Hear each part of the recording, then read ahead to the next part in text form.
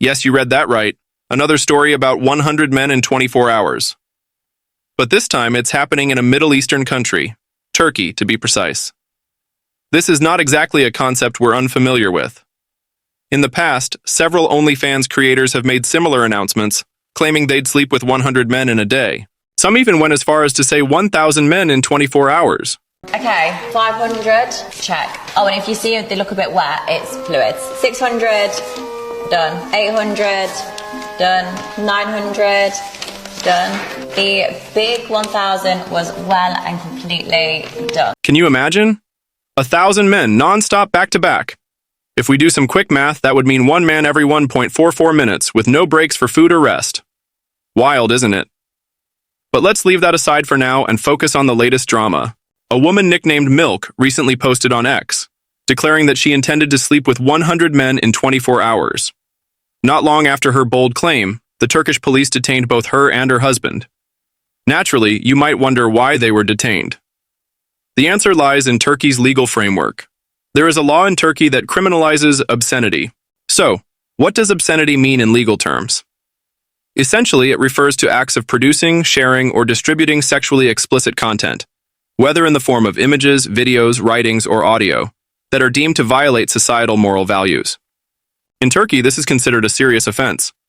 Sexual content is not just frowned upon, but outright illegal. Most people who want to access such content likely resort to using VPNs, but even then, distributing or sharing it publicly crosses a legal boundary. As a result, MİLK was arrested for this violation. Now here's the big question. Did she really need to make such an announcement? In my opinion, absolutely not. She's already earning millions through OnlyFans. Why risk it all by pushing boundaries in a country where such actions are explicitly forbidden? It's clear her main motive was to stir up controversy, attract attention, and gain even more fame. But at what cost? Personally, I find these so-called social experiments to be nothing more than a disgrace.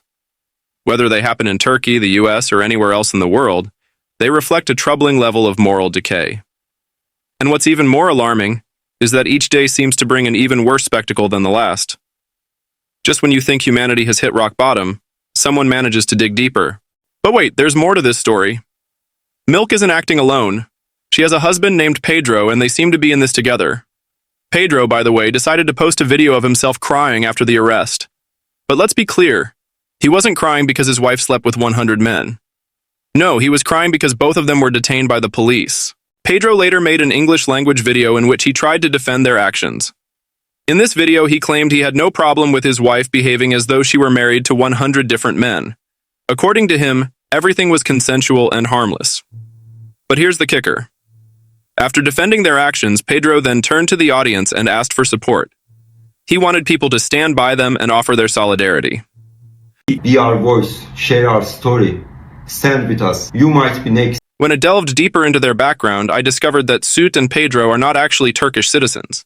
They're Iranian immigrants living in Turkey. In his video and subsequent statements, Pedro alleged that the police mistreated them during the arrest.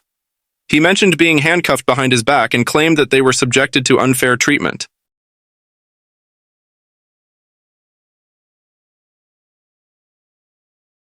By the way, in the video, the girl's ear is bandaged.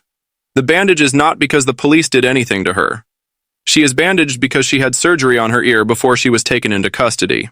Honestly, Pedro, you're a complete idiot. If your wife wants to be with 100 men and you're okay with it, that's your personal business. But if you make the decision to record it, post about it, and publicize the entire ordeal, you've officially crossed into criminal territory. And that's exactly why you ended up in jail. It's not rocket science. In my opinion, Pedro's video asking for support is more than just a plea for sympathy. It has an ulterior motive. I strongly believe he's laying the groundwork for an asylum claim. Think about it. The timing, the dramatic tone, and the emphasis on alleged mistreatment by the authorities all point toward a deliberate attempt to craft a narrative of victimhood. It wouldn't surprise me at all if their ultimate goal is to apply for refugee status in a European country or the United States. After all, claiming persecution is a tried and tested strategy for people who want to flee their current circumstances under the guise of seeking protection. What's even more interesting is how Pedro tries to position himself and his wife as martyrs in this story. By painting a picture of injustice, he's not just appealing to his audience for support, he's building a case for international sympathy. This is a common tactic. Use social media to amplify your claims, stir up outrage, and then present yourself as a victim of systemic oppression. It's a calculated move designed to attract attention, not just from individuals, but potentially from organizations or governments that might take their side. But do I feel sorry for them? Absolutely not. In fact, I find their entire approach manipulative and disingenuous. Every individual living in a country, whether they are a citizen or not, has a responsibility to abide by that country's laws. If you don't agree with the rules or find them restrictive, you have the freedom to leave and seek out a place that aligns with your values. However, while you're there, you are obligated to play by the rules. It's not rocket science, it's just common sense.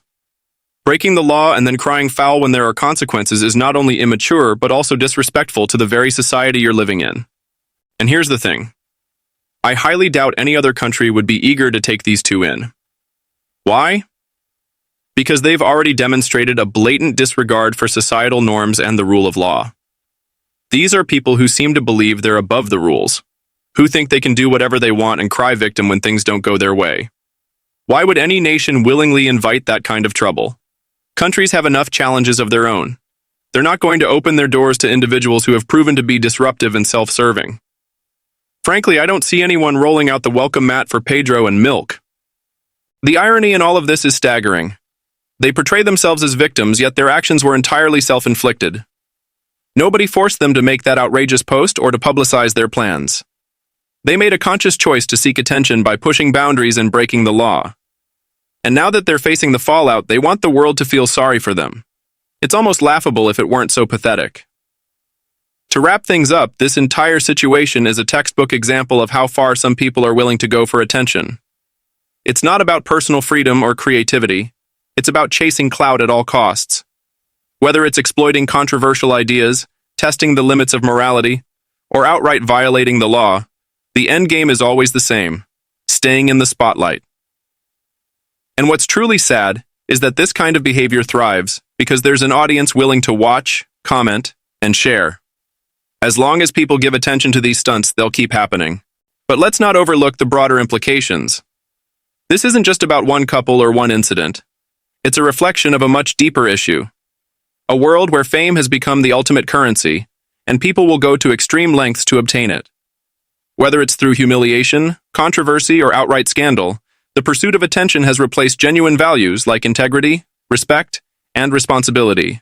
And as long as society continues to reward these antics with clicks, likes, and shares, the cycle will never end.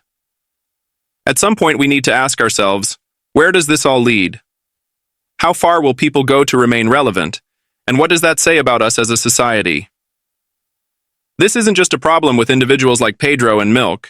It's a symptom of a much larger cultural issue, one where sensationalism trumps substance, and where morality takes a back seat to the desperate need for validation. Until we address that, stories like this will keep popping up, each more outrageous than the last. In this video, we talked about the usual nonsense again. Like and subscribe to support me.